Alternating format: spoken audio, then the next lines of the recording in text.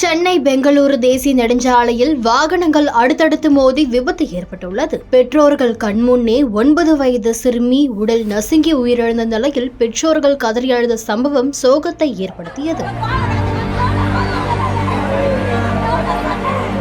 ராணிப்பேட்டை மாவட்டம் வாலாஜாபேட்டையை அடுத்த வாணிசத்திரம் அருகே சென்னை பெங்களூரு தேசிய நெடுஞ்சாலையில் அடுத்தடுத்து வாகனங்கள் மோதி விபத்துக்குள்ளானது.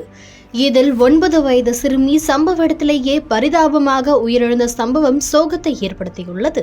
சென்னை டு பெங்களூரு தேசிய நெடுஞ்சாலையில் சென்னை நோக்கி லோடு லாரி சென்று கொண்டிருந்தது. சரியாக வாலாஜாபேட்டையை அடுத்த வாணிசத்திரம் அருகே வந்தபோது முன்னால் சென்று கொண்டிருந்த லோடு லாரி பிரேக் அடித்ததால் பின்னால் வந்த ஆட்டோ, மற்றொரு லாரி மற்றும் கார் ஆகியவை அடுத்தடுத்து மோதி விபத்துக்குள்ளானது. இதில் சென்னையை சேர்ந்த கார்த்திக் என்பவர் ஆட்டோவில் தனது குடும்பத்துடன் வேலூர் வரை திருமண வரவேற்பு நிகழ்ச்சிக்கு சென்றுவிட்டு மீண்டும் சென்னைக்கு வந்து கொண்டிருந்த நிலையில் விபத்தில் சிக்கியதில் அவரது 9 வயது மகள் நிஜிதா பெற்றோர்கள் கண்முன்னே சம்பவ இடத்திலேயே உயிரிழந்தார்.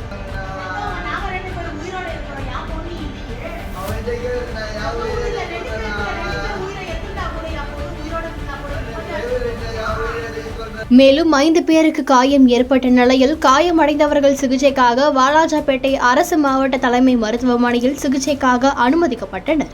அப்போது நிஜிதாவின் பெற்றோர் கண்ணீர் மல்கு கதறி அழுதது காண்போர் நெஞ்சை கலங்க வைத்தது.